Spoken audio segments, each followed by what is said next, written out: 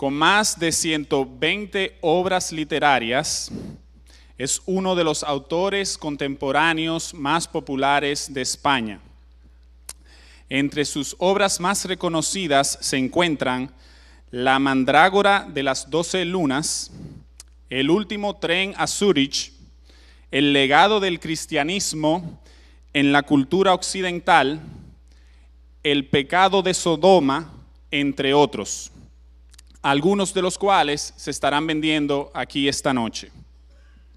Sus obras han sido traducidas a más de 9 idiomas. Actualmente reside en los Estados Unidos, donde es miembro de la Real Academia de la Lengua Española.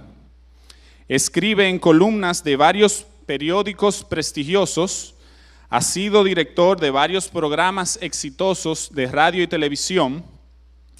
Y es un reconocido por su defensa y promoción de los derechos humanos. Para Grupo Acción Cristiana y la República Dominicana, es de gran satisfacción presentarles al laureado escritor, historiador y conferencista español, el doctor César Vidal. Recibámosles con un fuerte aplauso.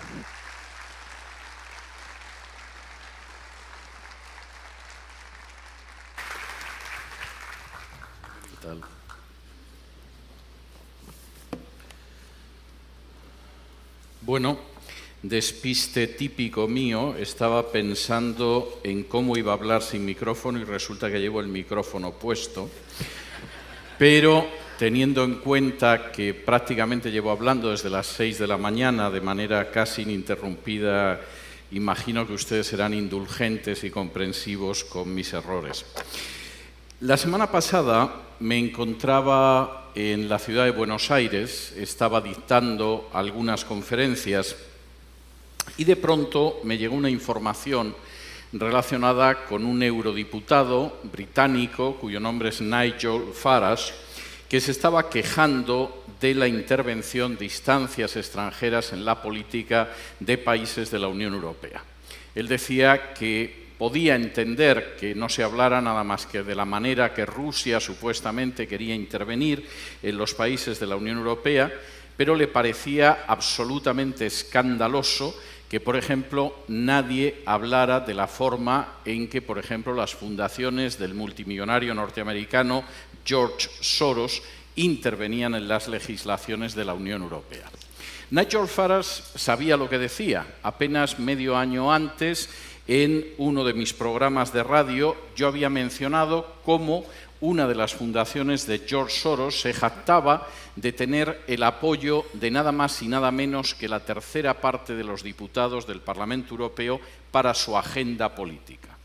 Esos diputados iban desde la extrema izquierda hasta la extrema derecha, pasaban por los partidos clásicos de izquierdas y derechas e incluso incluían partidos independentistas como por ejemplo los partidos nacionalistas vascos y catalanes en España. Sin diferencia ideológica, al menos una tercera parte de los eurodiputados apoyaban la agenda de Soros. Curiosamente, de esa tercera parte de los eurodiputados entraban en la agenda de Soros porque apoyaban dos cuestiones muy concretas. La primera era la inmigración indiscriminada dentro de las fronteras europeas. Eran eurodiputados que consideraban que no había que controlar las fronteras, que no había que frenar la entrada masiva de musulmanes en el territorio de la Unión Europea, sino que había que mantener una política de puertas abiertas. El otro tema, y era muy importante, era la ideología de género. Y como muy bien decía Farage, ¿por qué estamos hablando de la supuesta influencia rusa en la Unión Europea? Que está por demostrar, cuando está más que demostrado que hay organizaciones privadas que marcan la agenda de las legislaciones de la Unión Europea, que controlan dentro de esa agenda a no menos de la tercera parte de los eurodiputados y además lo hacen con unos intentos ideológicos destructivos como es la falta de control en las fronteras, como es también el hecho de la ideología de género. Me voy a detener esta noche en la ideología de género porque la ideología de género es un plan absolutamente ambicioso para cambiar el género humano de una manera que ni siquiera los grandes estados totalitarios del siglo XX soñaron en cambiarlo. Hitler podía pensar en una Europa que estuviera libre de judíos y en el avance de lo que era el espacio vital del Imperio alemán, pero no pensó en cambiar la naturaleza humana, no se le ocurría que eso fuera posible. Stalin pudo pensar, por supuesto, en un gobierno mundial comunista, en una sociedad distinta, en la dictadura del proletariado, pero desde luego no se le pasó por la cabeza que pudiera haber un cambio de la naturaleza humana. La ideología de género está convencida de que va a cambiar totalmente la naturaleza humana que conocemos. Y es así porque piensa que somos hombres y mujeres no de manera natural, sino como construcciones de la sociedad. En el Manifiesto de la Contrasexualidad, uno de los textos canónicos de la ideología de género, se afirma de la siguiente manera: los hombres y las mujeres son construcciones del sistema heterosexual de producción y reproducción que autoriza el sometimiento de las mujeres como fuerza de trabajo sexual y como medio de reproducción. La contrasexualidad apunta a sustituir ese contrato social que denominamos naturaleza por un contrato contrasexual. En este nuevo contrato, los cuerpos no se reconocen como hombres y mujeres, sino como cuerpos hablantes. En otras palabras, no existe una cosa que se llama naturaleza y que señala claramente que somos hombres y mujeres, incluso a simple vista, sino que por el contrario eso procede de un supuesto contrato social que se produjo no sabemos en qué momento de la historia y que decidió que había hombres y mujeres y que además las mujeres iban a ser las que iban a tener hijos. ¿Cuándo sucedió eso en la historia? Por supuesto, nadie lo puede responder porque jamás, en ningún momento de la historia humana, el género humano se reunió para decidir que una mitad eran hombres, otra mitad eran mujeres y además la mitad que eran mujeres iban a parir. Es algo que no se produjo. Pero la visión de la ideología de género es esa, no solo eso. Considera que como al final el género lo crea la sociedad, no es algo natural, sino algo que deriva de la sociedad, ese género se puede cambiar de manera totalmente voluntaria, de la misma manera que uno puede cambiar de trabajo, o puede cambiar de estudios, o puede cambiar los zapatos que lleva en ese momento. No hace falta que les diga que esta visión de la naturaleza humana, de los hombres y las mujeres, de la sociedad tal y como se puede cambiar, es absolutamente absurda, es disparatada. Primero, de entrada, nuestra naturaleza marca de manera inexorable, indiscutible, irreversible que somos hombres o mujeres. Si de pronto una señora decide que en realidad se siente hombre y se hace extirpar los genitales femeninos y los sustituye por una reconstrucción de unos genitales masculinos y se inyecta hormonas masivamente, hormonas de carácter masculino, por supuesto, su estructura cromosomática, su estructura genética sigue gritando que es una mujer. Sí, por supuesto es una mujer hormonada, sí, por supuesto es una mujer a la que le han mutilado sus órganos genitales, sí, por supuesto es una mujer a la que le han implantado algo que se parece a los órganos sexuales de un varón, pero su estructura cromosomática sigue gritando que es una mujer. Si un hombre en un momento determinado decide que no, que en realidad no es un hombre, sino que es una mujer, y se inyecta masivamente hormonas femeninas y se hace extirpar sus genitales masculinos y le reconstruyen algo que se parece a los genitales femeninos, de todas formas su código genético, su composición cromosomática sigue gritando que es un hombre, por supuesto, con toneladas quizá de hormonas femeninas, con unos órganos genitales masculinos extirpados y, por supuesto, con unos órganos que parece ser que son como los femeninos.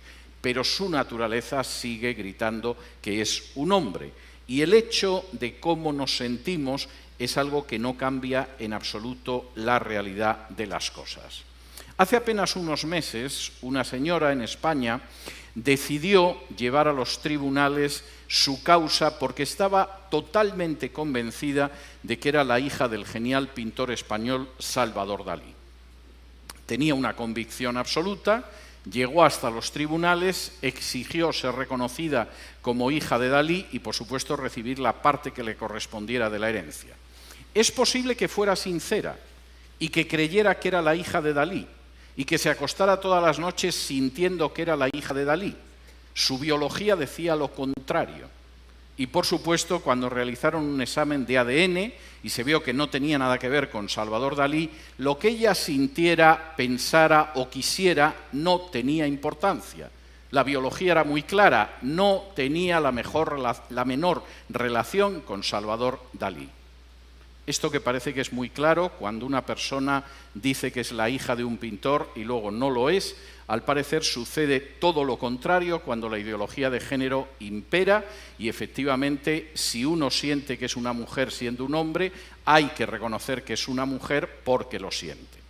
Esto es algo absolutamente disparatado y de hecho tengo que decirles que si yo ahora desde este púlpito dijera que me siento que soy Jesucristo, seguramente antes de acabar la exposición aparecerían dos personas con bata blanca que cortésmente me llevarían a alguna clínica. Eso si alguien del público no me bajara de aquí porque estoy disparatando. Por supuesto yo podría sentir en el fondo de mi corazón que soy Jesucristo, pero es obvio que no lo soy. Y por supuesto nadie atendería esa situación. Sin embargo, si yo dijera que en vez de César Vidal me siento una mujer que se llama Carmencita, es posible que me dieran una subvención pública en algunos países, por ejemplo, en España.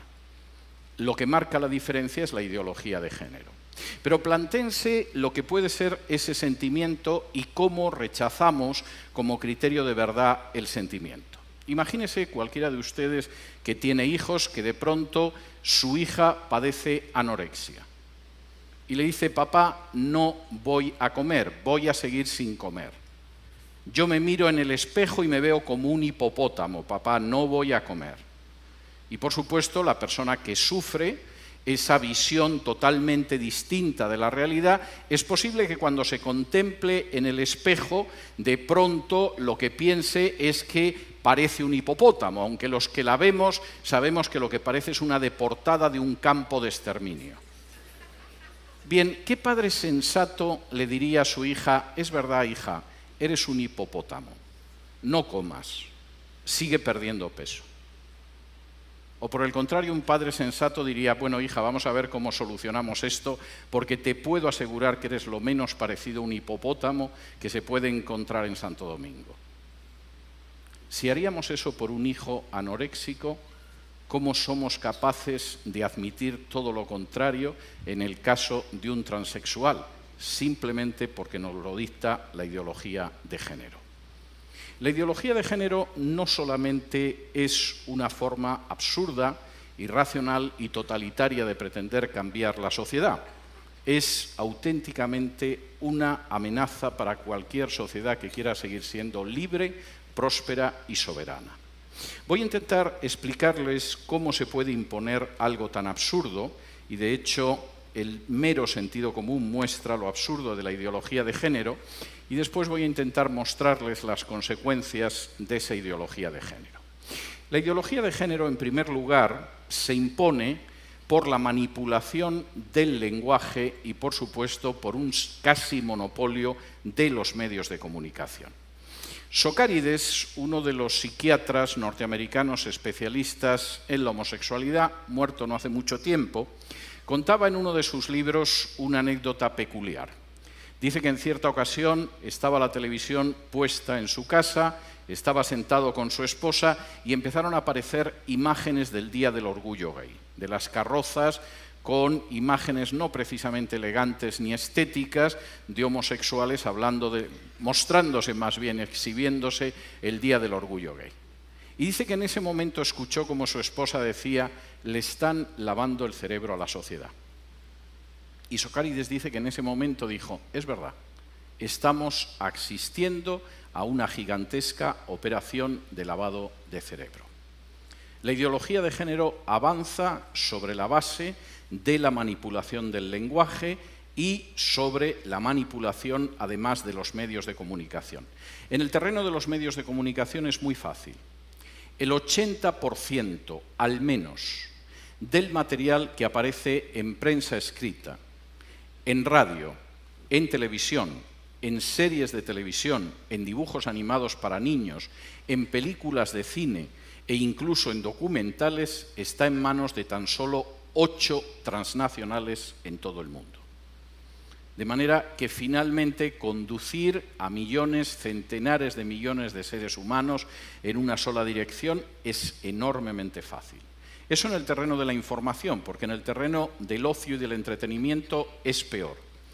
El 90% de la música que se consume, excluyan la música clásica, nadie le ha hecho daño todavía escuchar la Quinta Sinfonía de Beethoven o la Pasión según San Mateo de Juan Sebastián Bach, el 90% de la música que se consume y que sobre todo consumen medios juveniles está en manos de tan solo 3 transnacionales. Algunos de los CEOs de estas transnacionales no ocultan que son profundamente anticristianos. Y por supuesto no ocultan, cada vez son más explícitos, los contenidos en vídeos musicales de carácter pornográfico o de carácter ocultista. No es difícil ver vídeos en este sentido. El 90% de la pornografía que se consume en este planeta está en manos de 3 transnacionales. Y algunos de los directivos confiesan, pero de manera nada oculta, tienen ustedes sus declaraciones, por ejemplo, en YouTube, que efectivamente ese control de la pornografía mundial persigue acabar directamente con el cristianismo. Y junto con ese control de los medios de comunicación, que es casi un control en monopolio, existe una inmensa manipulación del lenguaje. Por ejemplo, si usted es una persona que cree en la familia natural y que es opuesta al matrimonio entre personas del mismo sexo, usted es un homófobo. De manera que ya le hemos colgado exactamente el cartel negativo. Cállate, que eres un homófobo. Si por supuesto no acepta usted el argumento de que si 2 personas se quieren basta para casarse, seguramente es un homófobo y Dios sabe qué otro tipo de horror. Cuando la realidad es que nadie cree que el hecho de que 2 personas se quieran es suficiente base para casarse. Nos horroriza la idea de que una niña de 12 años se case con un hombre de 40 aunque se quieran. Nuestra sociedad todavía considera que es inaceptable que un padre se case con una hija o una madre con un hijo aunque se quieran. Y todavía nuestra sociedad no puede aceptar la idea de que 2 hermanos se casen aunque se quieran. De modo que el argumento de si se quieren, evidentemente, tenemos que legalizarlo como matrimonio, no se sostiene en absoluto. Y esa manipulación del lenguaje, por cierto, en algunos casos resulta sarcásticamente cruel. Por ejemplo, la expresión salud sexual y reproductiva evidentemente suena bien. Todos quisiéramos que la gente tuviera una vida saludable desde una perspectiva sexual y reproductiva. El problema es que es apenas una hoja de parra para cubrir el aborto. ¿Qué ha significado, por ejemplo, en mi país de origen, en España, el que se aprobara esa ley de salud sexual y reproductiva?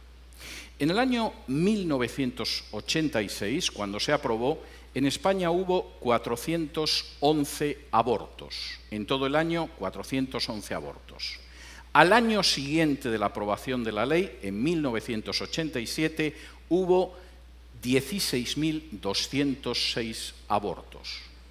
La cifra se disparó. Oigan, no crean que era tan mala cifra. 16.206.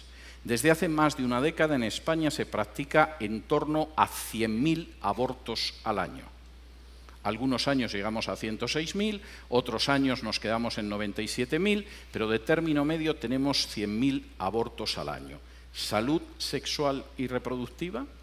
¿No será la del millón de vidas que se han exterminado en España desde la aprobación de la Ley de Salud Sexual y Reproductiva? Y por supuesto, ese millón de muertos no va a recibir en absoluto voz en ningún sitio. Son una consecuencia directa de la ideología de género. No crean, en algunos países la cifra es peor. En Estados Unidos, desde la legalización del aborto, el número de fetos que han encontrado la muerte supera en 10 veces el Holocausto judío durante la Segunda Guerra Mundial. El número de negros exterminados mediante el aborto en Estados Unidos supera también el número de millones de judíos exterminados durante el nazismo. A esto se le llama salud sexual y reproductiva. Segundo, la ideología de género no solamente avanza a través de la manipulación grosera del lenguaje y de los medios de comunicación, sino también a través del sistema educativo. Ignoro si la gente que impulsa la ideología de género acudió a algún colegio jesuita y aprendió esa máxima de la Compañía de Jesús, de que si me dais a un niño los 7 primeros años de su vida siempre va a estar en mis manos. Pero sea así o no, evidentemente la ideología de género empieza desde la infancia más temprana. En España, desde el año 2006, está en vigor una asignatura que recibe el nombre de Educación para la Ciudadanía, una nueva manipulación del lenguaje. A todos nos gustaría que educaran como buenos ciudadanos a nuestros hijos. Nos gustaría que conocieran la Constitución, los pactos universales de derechos humanos, la Declaración Universal de Derechos Humanos, la Carta de las Naciones Unidas, etcétera, etcétera, etcétera. La educación para la ciudadanía no tiene nada que ver con eso. Es un simple canal de adoctrinamiento para los niños en la ideología de género. De hecho, en el caso de España, desde los 2 años se enseña a los niños la ideología de género, desde el jardín de infancia. De manera que cuando un niño tiene como grandes problemas, por ejemplo, aprender a abrocharse los cordones de los zapatos o controlar los esfínteres, en las escuelas españolas se les enseña ya lo maravilloso que es, por ejemplo, el matrimonio homosexual. Y, por supuesto, en los libros de texto, desde la infancia, se les muestra que hay formas de vida sexual en la naturaleza que no son heterosexuales y que, por lo tanto, demuestran hasta qué punto el hecho de mantener relaciones que no son heterosexuales es totalmente natural. Los 2 ejemplos que se citan en los libros de texto españoles son interesantes y me van a permitir que me detenga en ellos. El primero es el caballito de mar. Bueno, cualquiera que vea un caballito de mar y a un señor es que no encuentra la diferencia. Yo a veces me he puesto a hablar con un caballito de mar pensando que era un vecino, de modo que yo puedo entender que efectivamente el caballito de mar sea un ejemplo de otra forma de sexualidad distinta. El caballito de mar es un animal cuya hembra pone los huevos y el macho incuba los huevos hasta que salen los caballitos de mar. ¿Cómo conseguiría la ideología de género que quede fecundada la hembra y que luego el huevo fecundado de la hembra pase al varón para que dé a luz? Es algo que ignoro. Es más, tampoco me quita el sueño saberlo. Pero ustedes me dirán si realmente la biología y el comportamiento sexual de los seres humanos se puede basar en el caballito de mar. El otro ejemplo es todavía más maravilloso. Confieso que me crea auténtica emoción, porque es el caracol, que es bisexual. Y efectivamente, todo el mundo sabe que hay seres humanos semejantes al caracol. Se arrastran, tienen cuernos y babean. Es algo en lo que no existe la menor diferencia. Esto aparece en los libros de texto de mi país. La sociedad heterosexual es absurda, procede de un pacto heteropatriarcal en el pasado que no aparece en ningún sitio y en realidad la prueba de que hay otras formas de sexualidad es la bisexualidad del caracol o el caballito de mar, que resulta que cubre los huevos que ha puesto la hembra. En términos de campañas educativas esto es tremendo. Por ejemplo, en mi país, hace cosa de poco más de un año, en algunas regiones de España, por supuesto con dinero de los ciudadanos, se llevó a cabo una campaña pública que sobre todo cubría anuncios en estaciones de autobús y de metro, donde se veía a 2 niños y 2 niñas. Una niña tenía pene, otra niña tenía vagina, un niño tenía pene, otro tenía vagina. Para que supiéramos cuál era el niño con vagina, llevaba el pelito corto, y lógicamente la niña con pene pues llevaba el pelo largo, con lo cual pues se suponía que nos enterábamos, y el lema del anuncio es: hay niños con pene y niñas con vagina, hay niños con vagina y niñas con pene. Como nadie sabe hasta ahora, dicho sea de paso. La respuesta de esto vino por parte de una ONG, que además es provida, que decidió sacar un autobús a la calle en el que ponía los niños tienen pene, las niñas tienen vagina, que no te engañen. Que tenga que salir un autobús a la calle para decir que los niños tienen pene y las niñas tienen vagina, deja bastante de manifiesto hasta qué punto está enloqueciendo la sociedad de mi país de origen. Por supuesto, los defensores de la ideología de género cayeron sobre el pobre autobús. La alcaldesa de Madrid lo confiscó, iniciaron acciones penales contra la gente de esta organización, los acusaron de homófobos, a gente que estaba diciendo que los niños tienen pene y las niñas vagina. Eso es la ideología de género. En otras ocasiones, dentro del sistema educativo, se lleva a cabo iniciativas como la de la Universidad de Granada, en España, para buscar un calendario que no sea sexista, un calendario que efectivamente encarne las virtudes de la ideología de género. El calendario es magnífico, también pagado con dinero del contribuyente, porque los meses del año son enero, febrero, marzo, abril, mayo, junio, julio, agosto, septiembre, hasta llegar a diciembre. Esto, si lo pagara alguien de su bolsillo, y en fin, alguien que tiene este tipo de aficiones, como hay quien se dedica a otras cosas y, por ejemplo, piensa que la Tierra es plana, seguramente no sería tan grave. Esto se paga con dinero del contribuyente. Les voy a advertir algo más. Si la ideología de género se implanta en este país, les van a vaciar los bolsillos para mantener a legiones de parásitos que hacen de la ideología de género su medio de vida y que se dedican a diseñar calendarios supuestamente no sexistas, porque el mes de mayo se ha convertido en maya, o que les van a decir que ahora resulta que los niños tienen vagina y hay niñas que tienen pene.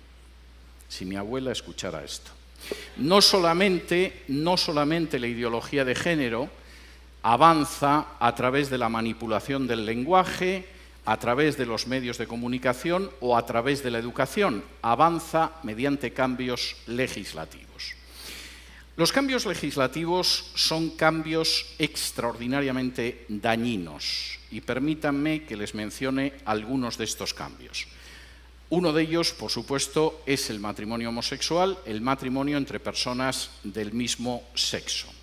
El matrimonio homosexual hace 15 años no se le pasaba a nadie por la cabeza, ni siquiera a la gente que pudiera tener una ideología más situada hacia la izquierda. Es más, muchos pensaban que los homosexuales eran envidiables porque era gente que vivía uniones libres y sin compromiso. Ahora resulta que se quieren casar. Es algo verdaderamente notable dentro de la ideología de género. Esta situación ha cambiado en un tiempo muy breve. En el año 2000, el único país donde había matrimonios homosexuales era Holanda, pequeño país del norte de Europa, por cierto, a punto de desaparecer en la próxima década. Pero como los holandeses son gente peculiar, es decir, también tienen algunas calles donde la gente se puede drogar de manera que nadie les molesta, y hay barrios donde las prostitutas están alineadas en escaparates y uno ve a la prostituta, la cama y decide si entra ahí o no. Bueno, pues los holandeses son gente peculiar y el que de pronto decidieran que se podían casar personas del mismo sexo no tuvo ninguna influencia. Cuando en el año 2003 Bélgica decidió ir en la misma dirección, esto tampoco causó ninguna sensación. Bélgica es un país pegado a Holanda, con enormes crisis internas de carácter territorial y, por supuesto, lo que hicieran los belgas, allá ellos. La situación cambió en el año 2005. Estamos hablando de poco más de una década. Y cambió en el año 2005 por dos sucesos que se produjeron de manera simultánea en dos países que se suponía que iban a tener una repercusión internacional. El primero fue Estados Unidos. En el estado de Massachusetts se produjo la aprobación del matrimonio homosexual. Y la idea era que si el estado de Massachusetts lo había aprobado, más tarde o más temprano toda la Unión lo aprobaría. Por cierto, tengo que decir que durante los años siguientes, en un referéndum tras otro se presentó la idea del matrimonio homosexual y no ganó en un solo estado, ni siquiera en la muy liberal y demócrata California. Hubo que recurrir a una argucia dentro del Tribunal Supremo para que finalmente hace unos meses el Tribunal Supremo de Estados Unidos autorizara el matrimonio homosexual, porque cada vez que votó el pueblo norteamericano en distintos referéndums, en distintos estados, votó en contra de manera masiva. El otro país fue España. España tiene una importancia pequeña en el ámbito internacional, pero sí es verdad que tiene mucha influencia en las legislaciones de Hispanoamérica. Y la idea era que si Estados Unidos finalmente iba a poder extender esa influencia, en el caso de España, más tarde o más temprano, toda Hispanoamérica seguiría el mismo camino. Y por cierto, no se equivocaron. En 2010, Argentina legalizó los matrimonios homosexuales, en 2013 lo hizo el Uruguay, en 2016 Colombia. El matrimonio homosexual ha quebrado milenios de la visión del matrimonio de toda la humanidad a lo largo de distintas culturas. Y créanme, esto es solo el principio. Si efectivamente un matrimonio que al menos en Occidente es monógamo y heterosexual se quiebra por el lado heterosexual, se va a quebrar por otros lados, incluido el monógamo. No crean que exagero. El mismo día que en España se aprobó el matrimonio homosexual, las comunidades islámicas pidieron la legalización del matrimonio polígamo y no les faltaba razón. Si hemos roto la institución matrimonial por el lado heterosexual, ¿por qué la vamos a mantener por el lado monógamo? La podemos romper exactamente igual, no estaban pidiendo imposibles. En segundo lugar, la ideología de género no solo ha alterado la visión de la familia, sino que va a triturar el principio de igualdad ante la ley. Posiblemente pocas conquistas de la humanidad han sido más importantes que el principio de igualdad ante la ley. A partir de la Revolución Norteamericana de 1776 y de la Declaración de Derechos del Hombre y del Ciudadano de 1789, en Francia todos somos iguales ante la ley. Podemos mirarnos y ver que unos somos más altos, más bajos, más gordos, más flacos, hombres, mujeres, ricos, pobres, pero se ha consagrado el principio de igualdad ante la ley. Ante la ley todos somos iguales, hasta la ideología de género. La ideología de género ha vuelto a introducir en nuestras legislaciones el final de la igualdad ante la ley. Y lo está haciendo a través de lo que se denominan leyes de violencia de género o leyes de no violencia contra la mujer. ¿Cómo se ha traducido esto, por ejemplo, en la legislación de mi país? Pues se castiga el doble al hombre que a la mujer en el caso de actos de violencia. Si la mujer decide darle un sartenazo al marido, es una falta. Si el sartenazo se lo da el marido a la mujer, es un delito. Implica la entrada en prisión de manera automática y tiene que demostrar que es inocente para poder salir.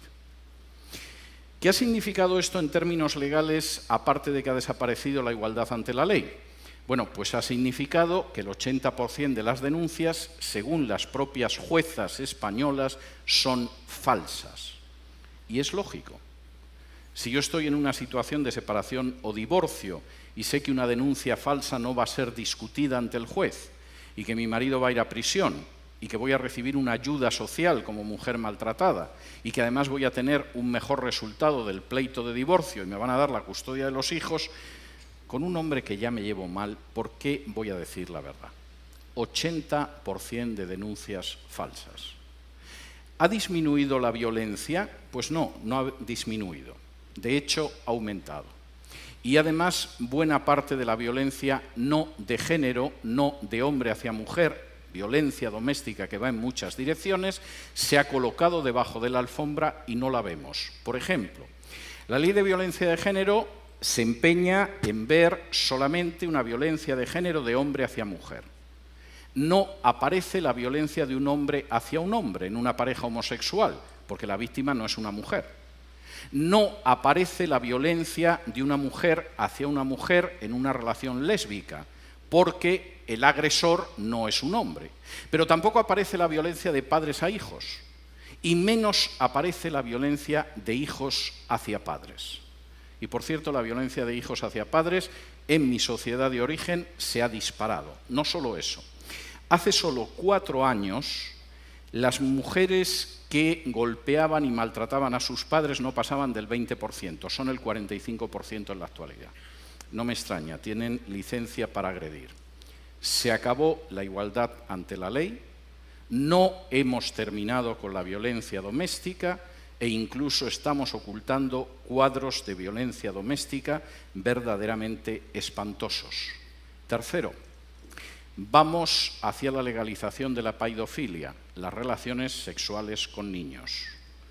Esto, dicho sea de paso, en algunos países ya no va a exigir una despenalización porque ya es legal. En España, cualquier persona puede tener relaciones sexuales con una criatura de 12 años, si hay mutuo consentimiento. De manera que a partir de ahí saquen ustedes sus conclusiones. En algún momento la cosa va a ir a peor, pero dicho sea de paso, algunos de los grandes defensores de la violencia de género son precisamente personas que defienden las relaciones de paidofilia con niños.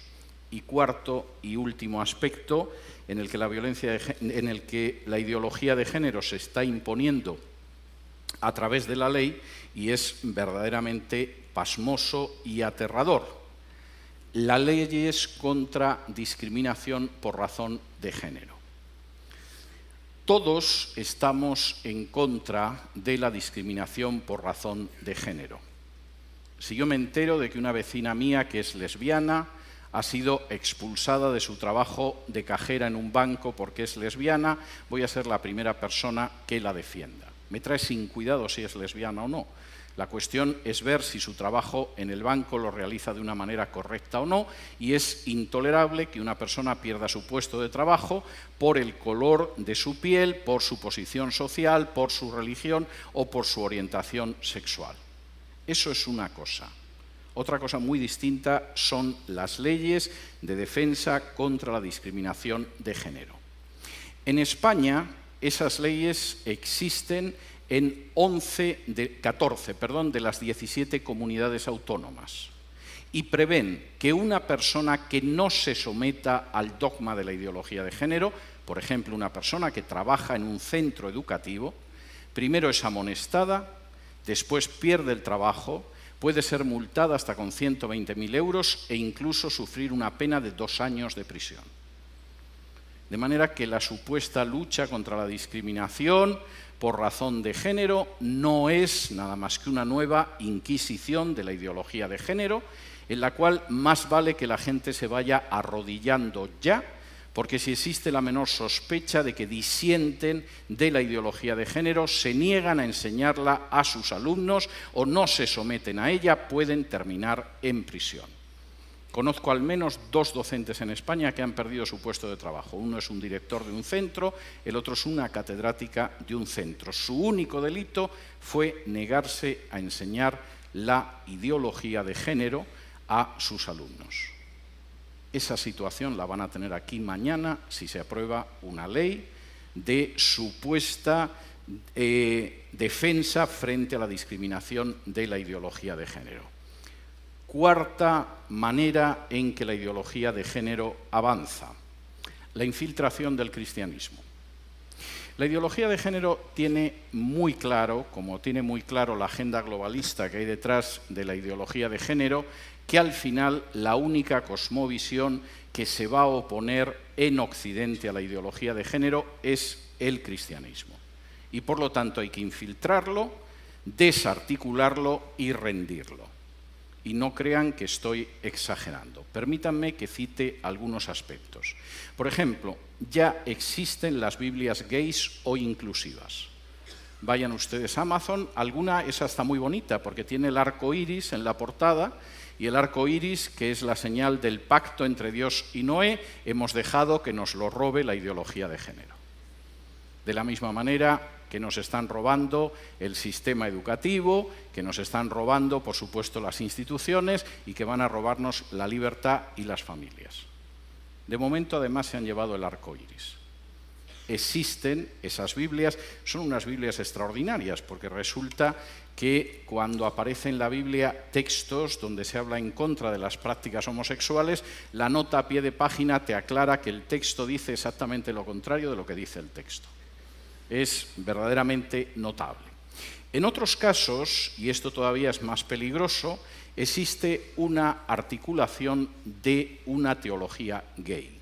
Incluso en Estados Unidos tiene un nombre, que es el de Queer Theology, La traducción en español es muy fuerte. En inglés han conseguido acostumbrarse a ella. Vamos a traducirla como teología homosexual, pero el término en inglés es bastante más fuerte. Y la queer theology se ha convertido en una forma de teología.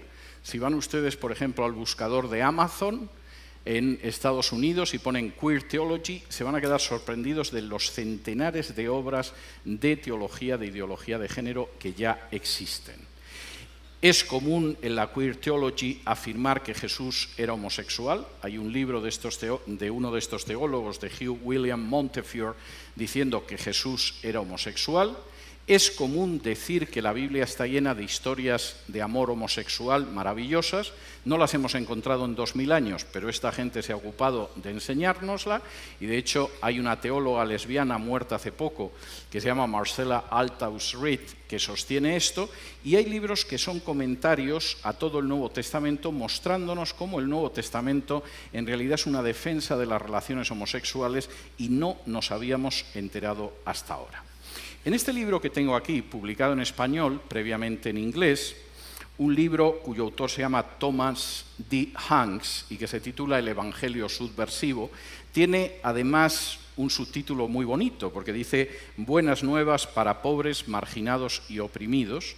¿Quién no querría que los pobres, los marginados y oprimidos tengan buenas nuevas? ¿Quién no quiere en realidad una buena salud sexual y reproductiva? El texto del Nuevo Testamento es pervertido una vez tras otra. Por ejemplo, en el comentario de Mateo, cuando un centurión se acerca a Jesús y ese centurión le pide que cure a su criado, y Jesús cura al criado del centurión, nos enteramos de que en realidad el centurión era el amante del esclavo. Nunca lo habíamos descubierto leyendo los evangelios, pero gracias a libros como los del señor Hanks, de pronto lo comprendemos. Y entonces leemos cosas así. Tales oficiales militares romanos, habiendo escogido una profesión en el extranjero que los obligaba a dejar a sus esposas en Italia, una coyuntura conveniente para los que de todos modos no querían una esposa, comúnmente tomaban a un joven esclavo masculino como amante. Esto es una idiotez. ¿Ustedes se imaginan realmente que los marineros de los que se dice que tienen un amor en cada puerto, como tenían que dejar a la esposa en un lugar y luego se iban a navegar, estaban deseando llegar a un puerto para liarse con un jovencito?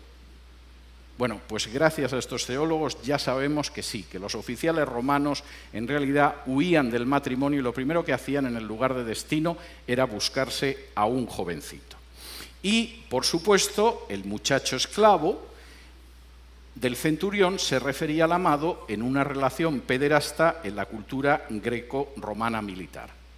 El texto sigue adelante pervirtiendo el relato de los evangelios y dice: al bendecir la relación del centurión de Cafarnaún con su amado esclavo, donde Jesús se mofó de los prejuicios comunes de sus compatriotas xenofóbicos y homofóbicos. Nunca lo hubiéramos pensado. He leído el pasaje de la sanación del criado del centurión no sé cuántas veces. Jamás se me hubiera ocurrido que el criado estaba liado con el centurión y que cuando Jesús curó a distancia al criado, en realidad estaba bendiciendo una relación homosexual. Seguramente tengo una especial miopía a la hora de leer los evangelios.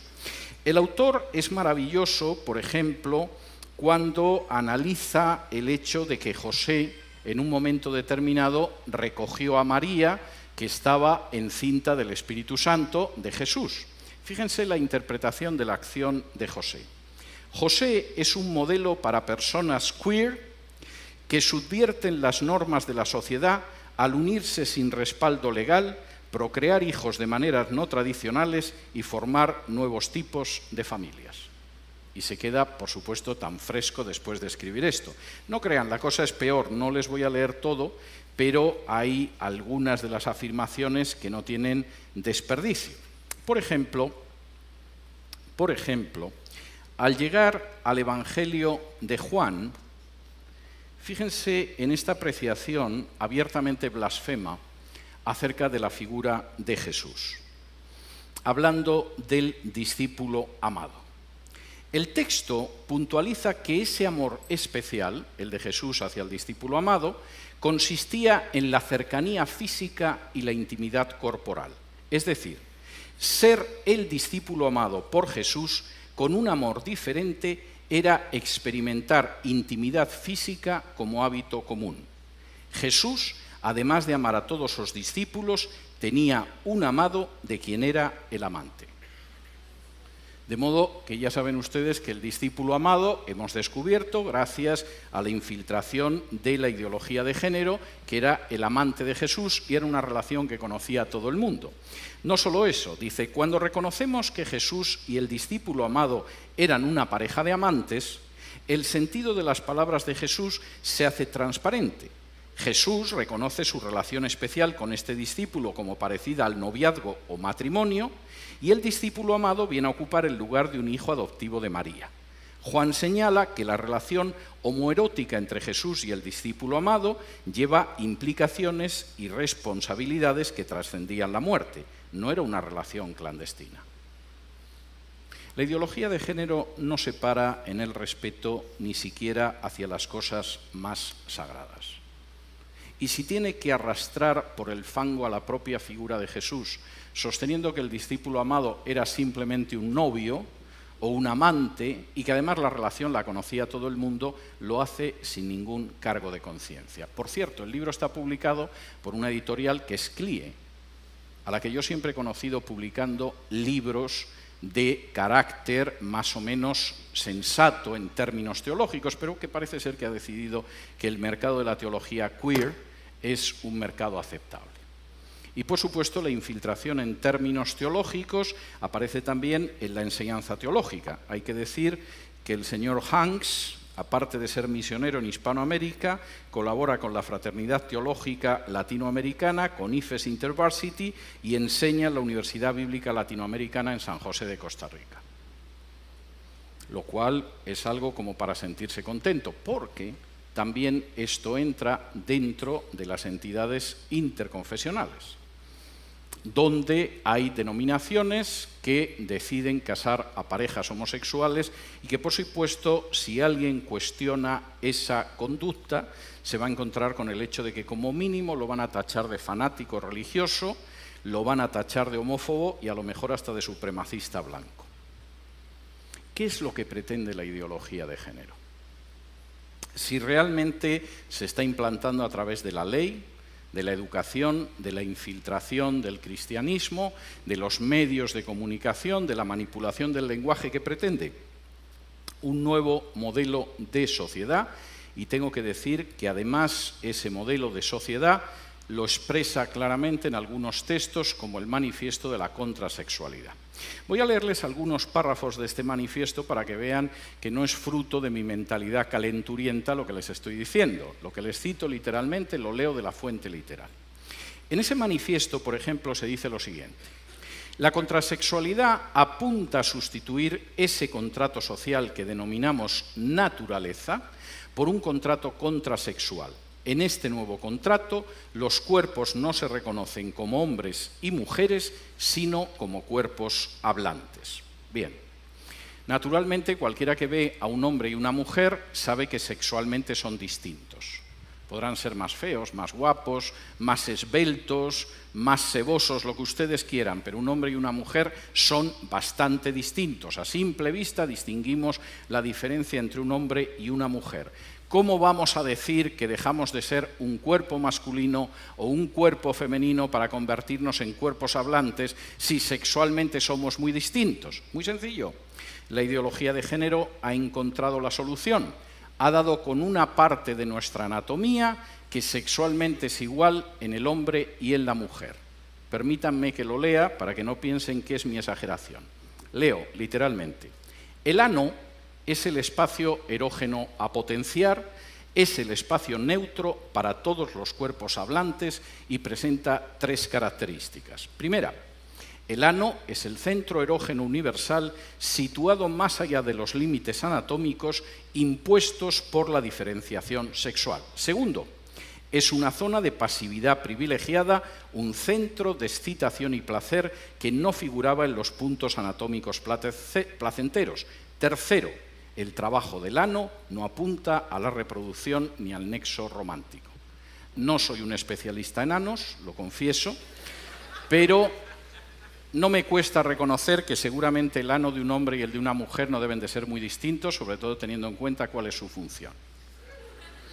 Pero en cualquiera de los casos reconozcamos que esto no deja de ser un disparate y que cualquier persona que escribiera algo así, si no fuera un defensor de la ideología de género, pensaríamos que necesita un tratamiento especializado urgente. La ideología de género no solo va en esa dirección, tiene una serie de principios de la sociedad contrasexual. De nuevo, permítanme que les lea textualmente. La sociedad contrasexual demanda que se borren las denominaciones masculina y femenina correspondientes a las categorías biológicas del carné de identidad. Tras la abolición del sistema de reproducción heterocentrada, la sociedad contrasexual impone abolición del contrato matrimonial y todos los sucedáneos liberales como el contrato de parejas de hecho.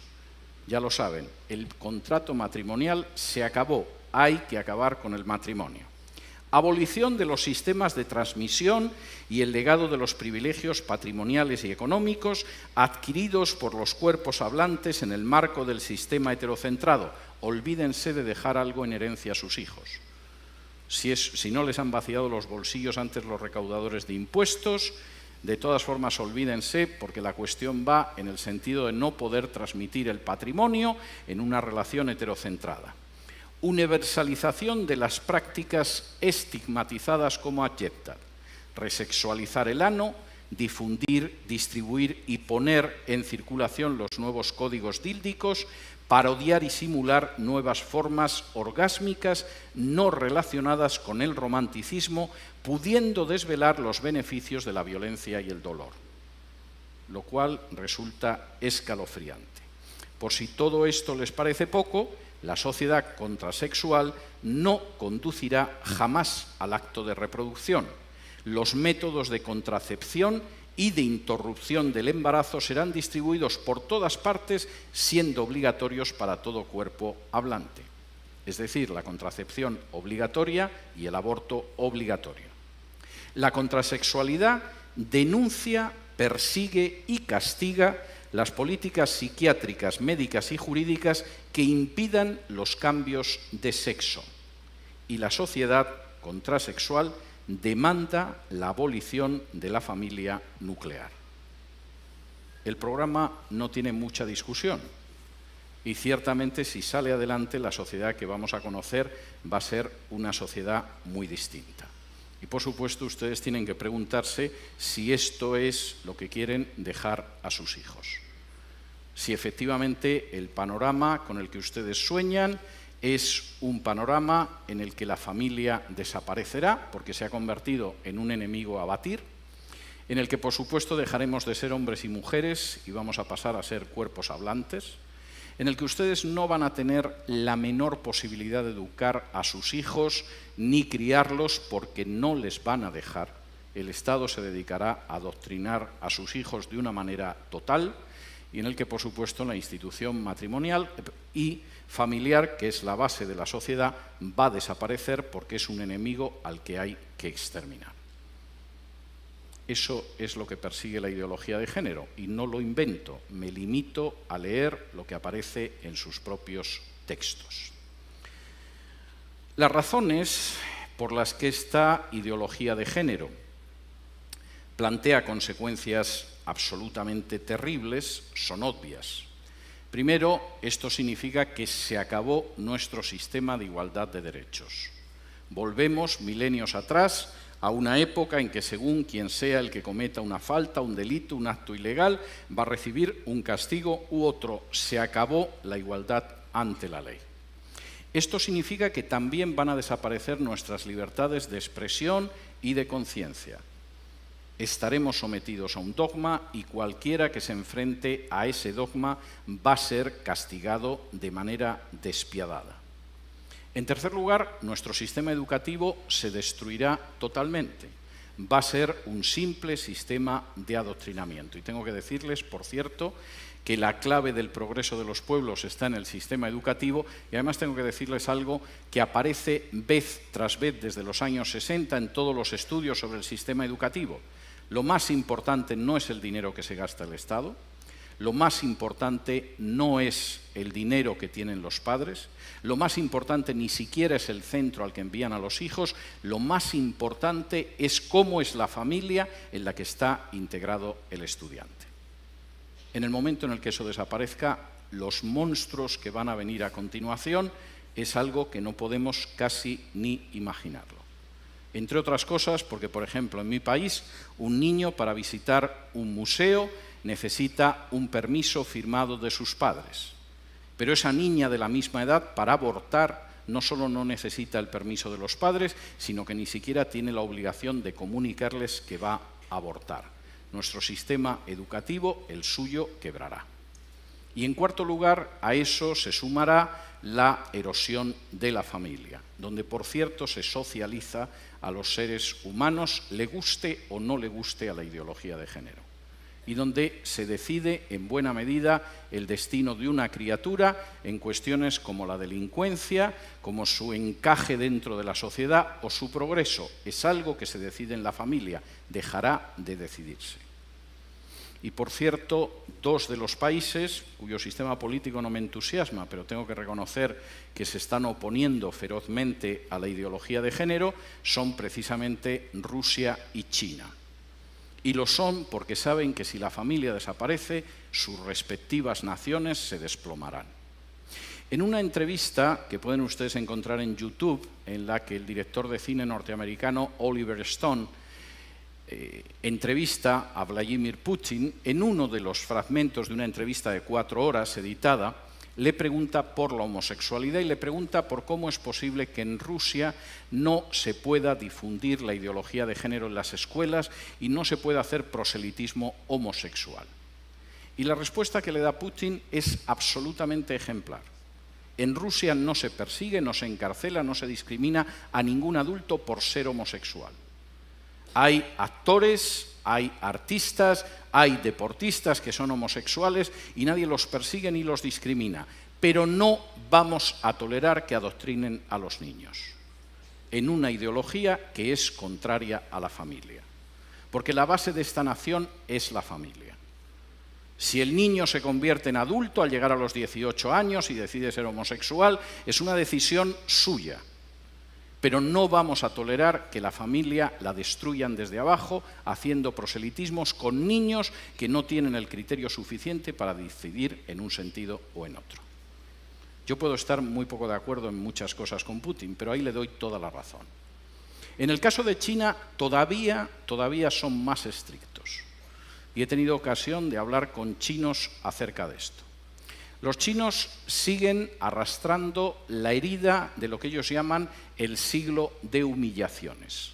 Hace ahora poco menos de un siglo, los británicos, que ambicionaban apoderarse de la porcelana, del té, de la seda china, quisieron hacerse con ella, pero los chinos no veían que los ingleses tuvieran nada con lo que pudieran intercambiar la seda, el té o tantas cosas valiosas. De modo que los ingleses, puesto que nada de lo que ellos vendían les interesaban a los chinos, decidieron venderles drogas y les obligaron a abrir puertos por los que introducían el opio para consumo de los chinos.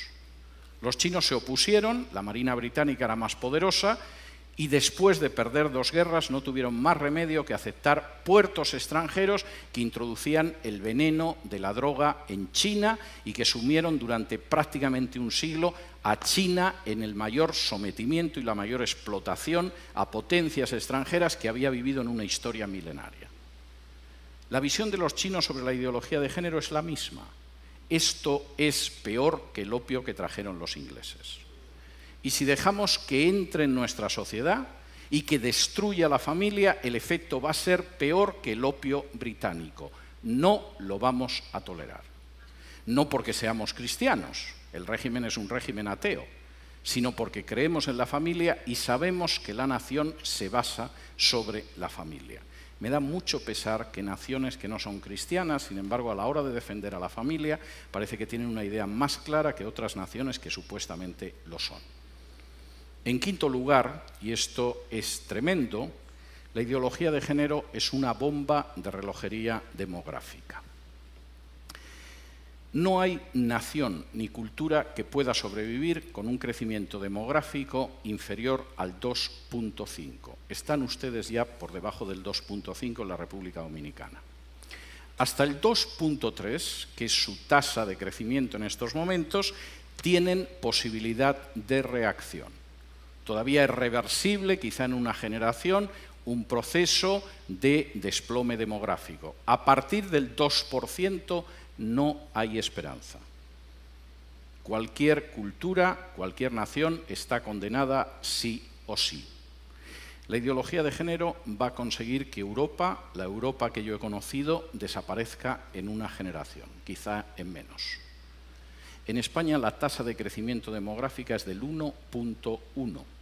Es normal, hemos matado más de 1 millón de criaturas en el vientre de sus madres, siguiendo la supuesta salud sexual y reproductiva. La tasa de crecimiento de los musulmanes en España es del 8,1. Como ven, el futuro que le espera a la cultura española y a la nación española no es ideal. Reduzcan ustedes su tasa de crecimiento. Bajen del 2,3 en el que están ahora a un punto de crecimiento demográfico donde se condenen a sí mismos como país y como cultura. Y después solo falta que puedan entrar en masa inmigrantes de otro país sin ningún tipo de control y la República Dominicana que ustedes conocen habrá desaparecido antes de un cuarto de siglo. Denle las gracias a la ideología de género en ese sentido. Finalmente, y esto me parece muy importante, la ideología de género es un ataque directo contra la soberanía nacional. Finalmente, no es algo que deciden los políticos de este país. Los políticos de este país, en muchos casos, ignoran qué es la ideología de género, como los políticos de otro país. En otras ocasiones solo piensan en su propia promoción personal. Un político sin apenas importancia puede acabar siendo ministra de la Mujer, o ministro o secretario general de políticas de igualdad o cosas de este tipo, les han asegurado la vida para los próximos 30 o 40 años engañando a la población. El problema es que eso significa el final de su soberanía y de su independencia nacional. La ideología de género se está imponiendo en países donde para poder recibir ayuda de instituciones internacionales, préstamos, renovación de créditos, se exige y se presiona a esos países para que admitan en su derecho interno la ideología de género. Y he tenido la posibilidad de hablar con dirigentes de países de Hispanoamérica y no de Hispanoamérica que tenían que confesar las angustiosas presiones que habían recibido de organizaciones ligadas a Naciones Unidas o al Departamento de Estado de Estados Unidos para admitir la ideología de género en su seno o enfrentarse con una situación difícil desde una perspectiva económica. No existe ningún derecho que permita, legitime o tolere que una instancia exterior del tipo que sea imponga a una nación la ideología que tiene que tener. Por muy pequeña que pueda ser esa nación, por muy reducido que sea su peso en el concierto internacional, por muy joven incluso que pueda ser en términos históricos, no existe organización internacional, fundación privada o país extranjero que tenga derecho a imponerle la ideología de género. Y eso es algo que ustedes tienen que tener claro.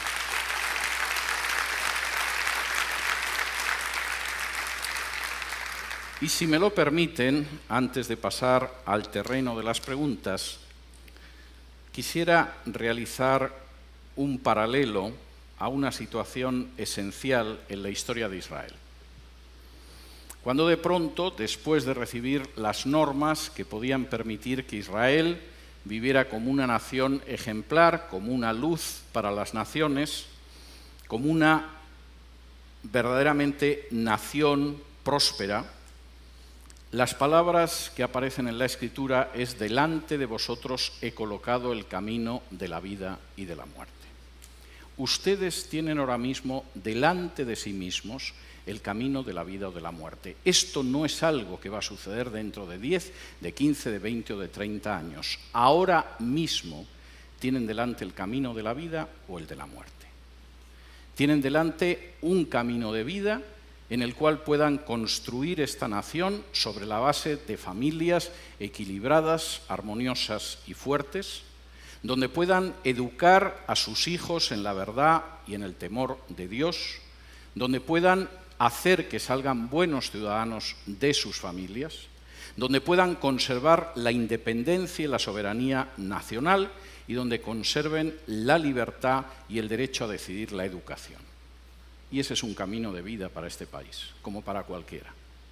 O tienen delante el camino de muerte, el camino en el que van a ver cómo su soberanía nacional desaparece, cómo se destruye la familia natural, cómo se acaba con el sistema educativo, cómo se levanta un sistema de mordaza totalitaria sobre los ciudadanos de este país, cómo se tritura el principio de igualdad bajo la ley, cómo su demografía desaparece y cómo al final se encuentran condenados como cultura o como nación. Delante de ustedes ahora mismo hay un camino de vida y hay un camino de muerte encarnado en la ideología de género. Ustedes son los que tienen que decidir. Muchas gracias.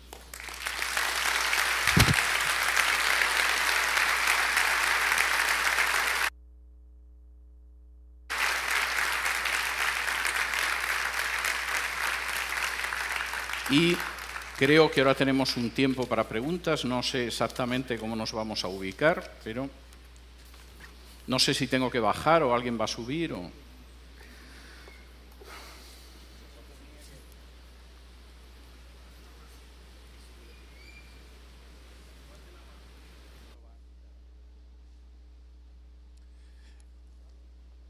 ¿Voy a bajar?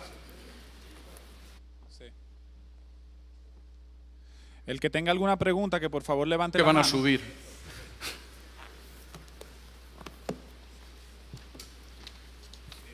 Los papelitos, don Edgar. Sí, allá traen el... Okay. Sí, claro.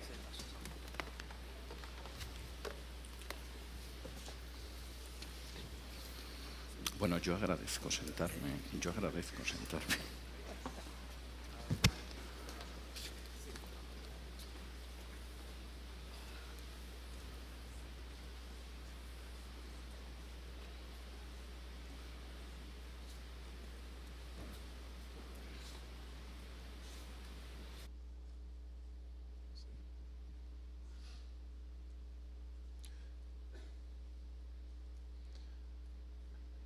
Levantando la mano, le llevarán un papelito.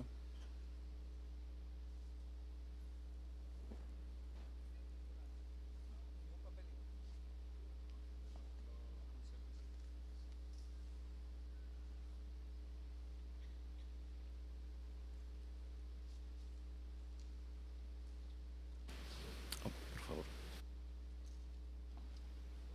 Dar a la gente al final.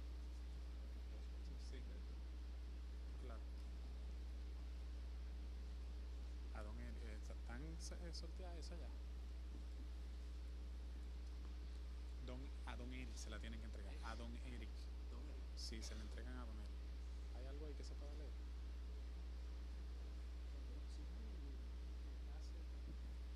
¿No hay otra pregunta? Vamos a esperar. ¿Dónde está don Eric?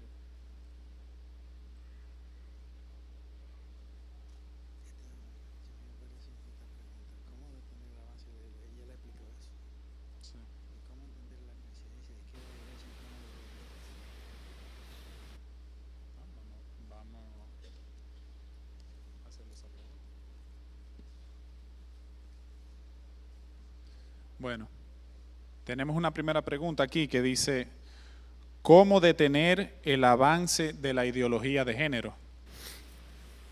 Bueno, hay varios aspectos. El primer aspecto indispensable es poder discernir cuando existe una mentira o existe una manipulación del lenguaje. Cualquiera que lea el libro del Génesis sabe que al final la desgracia de la raza humana vino cuando el género humano no supo discernir una mentira y aceptó lo que decía el diablo, en el sentido de que si hacéis lo que queréis, vosotros vais a decidir lo que es bueno y malo, acabaréis siendo como Dios.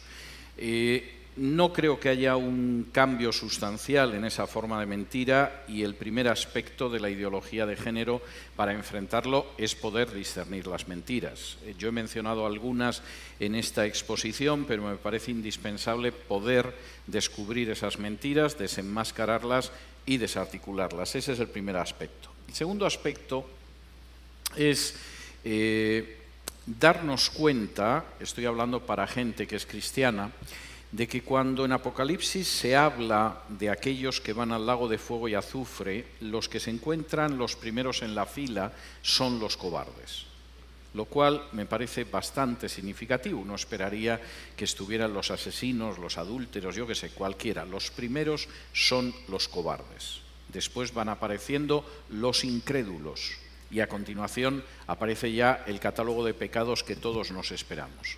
No podemos ser cobardes. Y no podemos ser cobardes por nosotros mismos, por nuestras familias y por nuestras naciones. El tercer aspecto que a mí me parece indispensable es recordar que el pueblo de Dios es la sal de la tierra y es la luz del mundo. No en el sentido de que la sal sea un condimento, sino en el sentido de la época de Jesús, que era un conservante.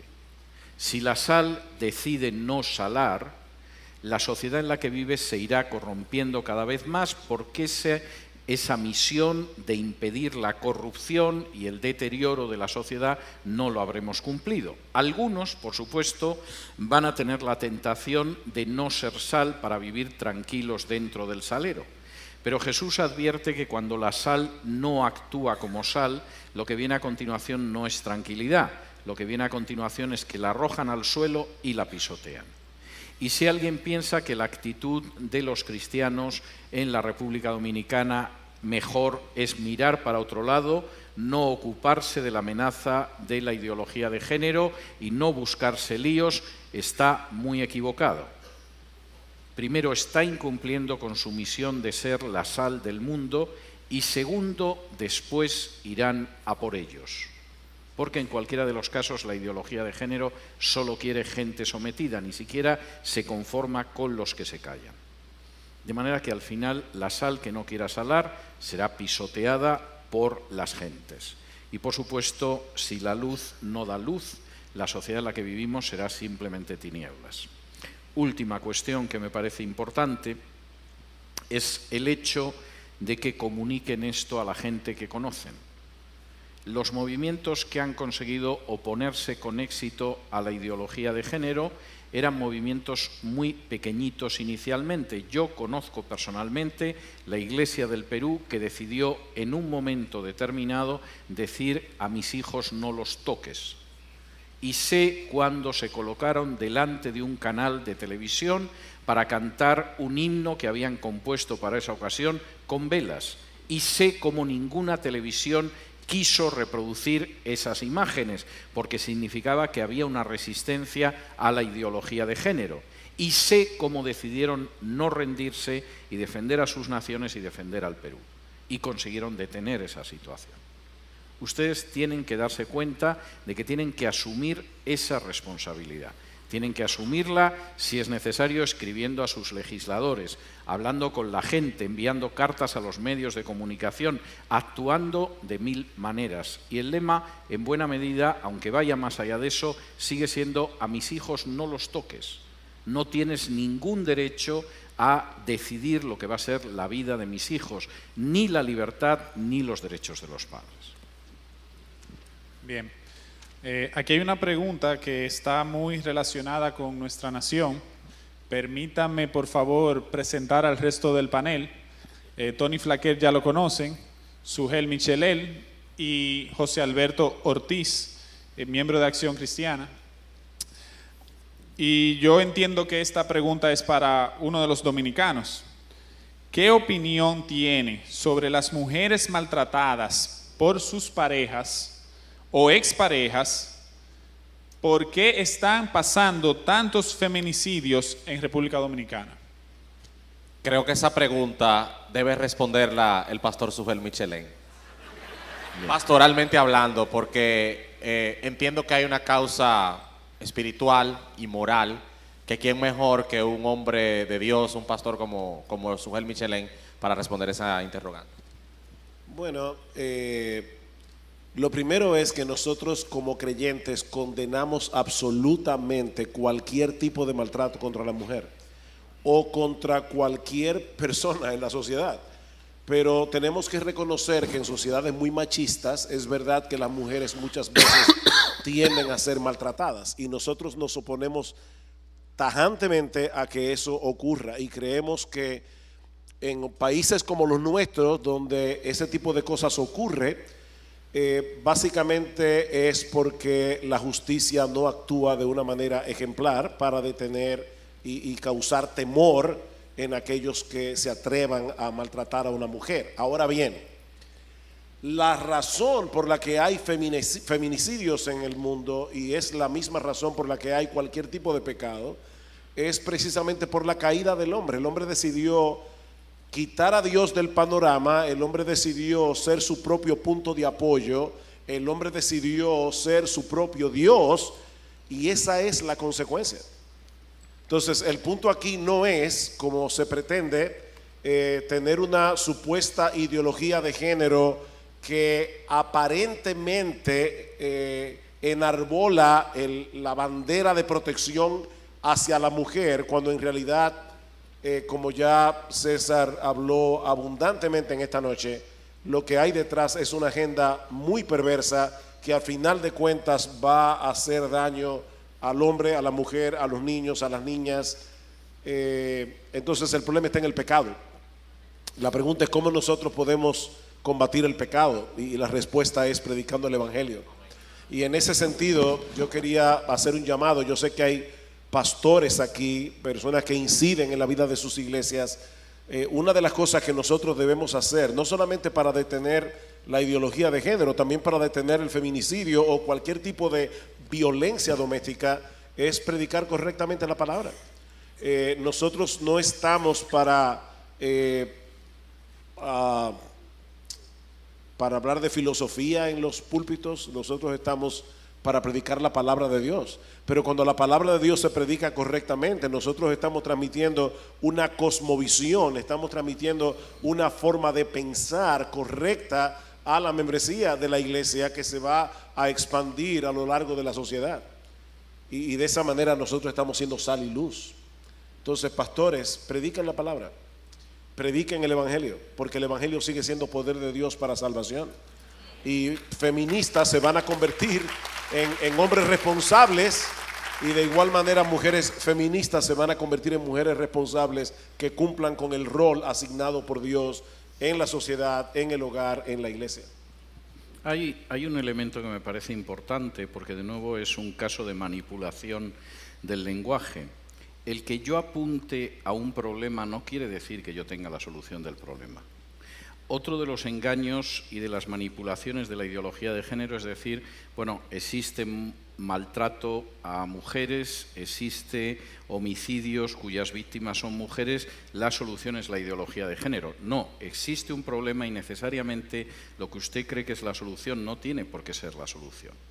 Yo puedo indicarle a una persona que su dentadura está en una pésima condición y, sin embargo, si yo le recomiendo que todos los días se cepille la dentadura con azúcar, no estoy apuntando a la solución a su problema, estoy apuntando al final de su dentadura.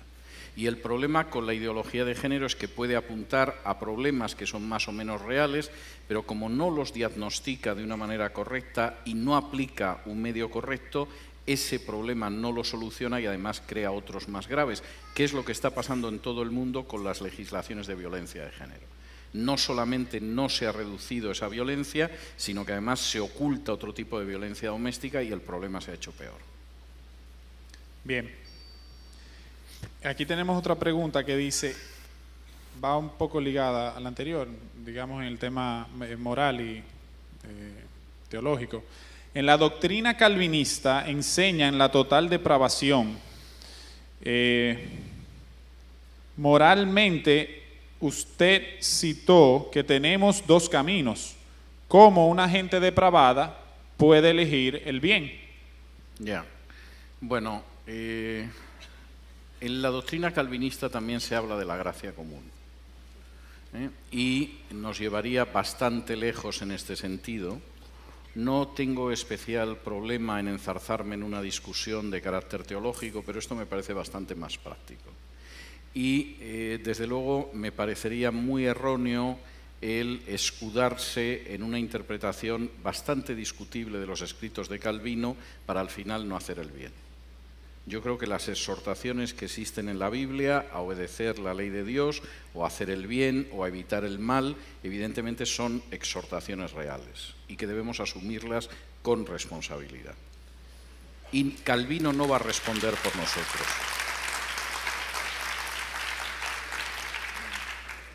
Por lo que usted dijo, los que apoyan la ideología de género controlan gran parte de los legisladores. Me refiero a lo que usted mencionó de Europa. Me imagino que los que apoyan la política y económicamente, la Iglesia, en contrario, dice que no se involucra en política. Bajo este marco, ¿qué podemos esperar para el futuro como nación? Eso es local.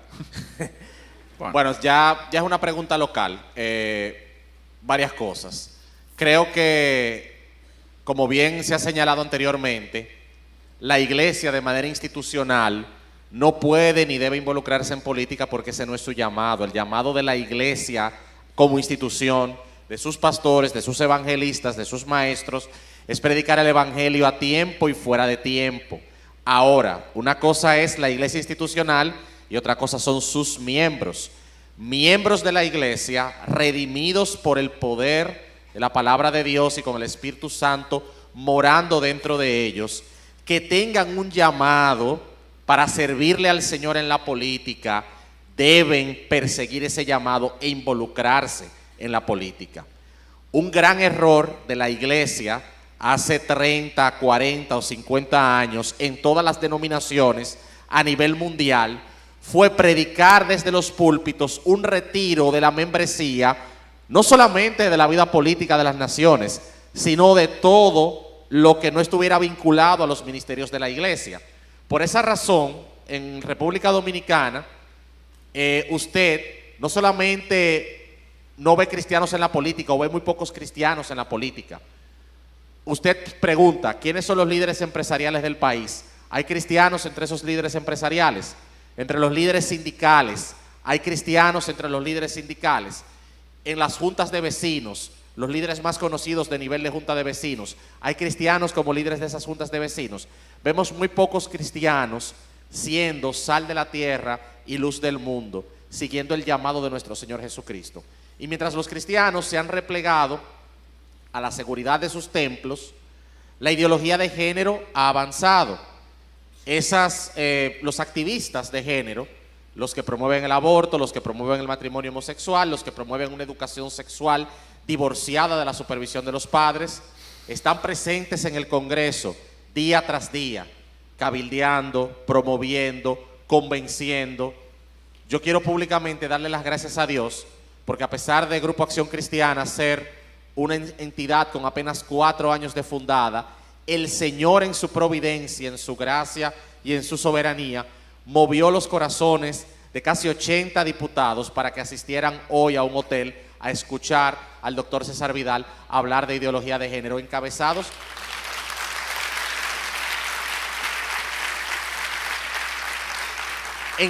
por el propio presidente de la Cámara de Diputados. Ahí estaba también la ministra de la Mujer, que públicamente ella ha mostrado sus simpatías a favor de la ideología de género. Ella se mantuvo toda la conferencia escuchando al doctor Vidal. Entonces, el dueño de esta lucha es el Señor. Ahora, Dios necesita instrumentos humanos. Dios actúa a través de instrumentos humanos. Y pienso que todo aquel que siente un llamado de servir en política partidaria, debe involucrarse en la vida de un partido político y ser sal de la tierra y luz del mundo. El que tenga el llamado de involucrarse en una organización como la nuestra es bienvenido a integrar Acción Cristiana y luchar por la preservación de la vida y ser voz de aquellos que no tienen voz, porque cuando nosotros hablamos contra el aborto, estamos defendiendo la vida de miles de niños que podrían ser asesinados en el vientre de sus madres. Y estamos luchando para que el vientre de la mujer sea el lugar más seguro del mundo y no el más inseguro. Luchamos no solamente por la identidad y la preservación del matrimonio diseñado por Dios, sino que también luchamos porque los derechos suyos como padre puedan ser respetados y el Estado, a través de la ideología de género, no quiera secuestrar las mentes y los corazones de sus hijos. Porque realmente el propósito de esta ideología es secuestrar la mente, secuestrar el corazón, secuestrar la voluntad de nuestros hijos y que nuestro rol como padres de educar a nuestros hijos en la disciplina y en la amonestación del Señor no pueda ser cumplido porque hay un Estado que está protegiendo y tolerando la actitud rebelde de hijos que van a ser educados en una ideología totalmente satánica. Hay un aspecto, no quiero ser apocalíptico, pero me van a permitir citar el Apocalipsis. Cuando Jesús se manifiesta a la iglesia de Filadelfia, se define de una manera que yo he tenido ocasión de ver muchas veces a lo largo de mi vida en distintos países, y es cuando Jesús se presenta como aquel que abre y donde Él abre nadie puede cerrar, y cierra y donde Él cierra nadie puede abrir. Tienen ustedes que tener la certeza de que en última instancia es el Señor el que pelea por ustedes, no ustedes, y que aquello que el Señor quiere abrir no hay poder humano que lo pueda cerrar, y aquello que el Señor cierra no hay poder humano, por mucho que se dé con la cabeza contra la puerta, que lo pueda abrir. Bien, hay muchas preguntas que van en el mismo orden de la involucración de los cristianos en la política y de qué debemos hacer. Pero aquí hay una que me parece interesante y dice, todas las leyes que el doctor Vidal citó aplican para los colegios cristianos en España. ¿Cómo se hacen en la actualidad? Aplican y, por supuesto, está provocando una situación de mucha inquietud porque el problema es todo lo que va a venir a continuación. Vamos a ver, en estos momentos no todas las comunidades autónomas en España tienen una ley de defensa contra la discriminación por razón de género, que es la manera en que, manipulando el lenguaje, se denomina una ley de censura contra aquellos que disienten de la ideología de género. Pero en aquellas donde existe, por supuesto, esto va a implicar enormes problemas en el futuro, aparte de los que ya existen.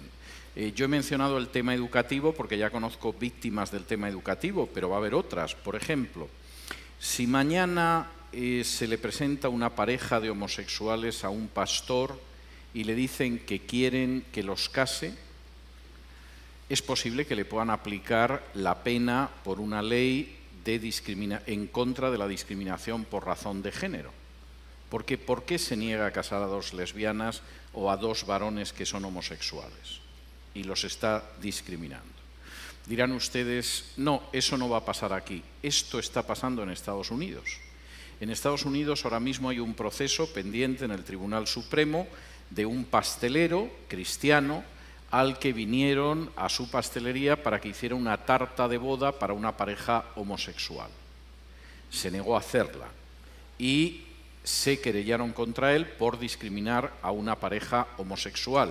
Lo condenaron, el asunto va a llegar al Tribunal Supremo y no sabemos qué va a pasar. Pero para que quede claro que al final, detrás de todo esto, hay un intento de triturar cualquier disidencia cristiana, hace 3 semanas al mismo pastelero se le presentó un grupo para que les preparara una tarta de cumpleaños para Satanás. No sé cómo dieron con la fecha del cumpleaños del príncipe de las tinieblas, pero se le presentaron para encargarle la tarta. Dijo que no iba a prepararles la tarta y estaban preparando también una querella contra él.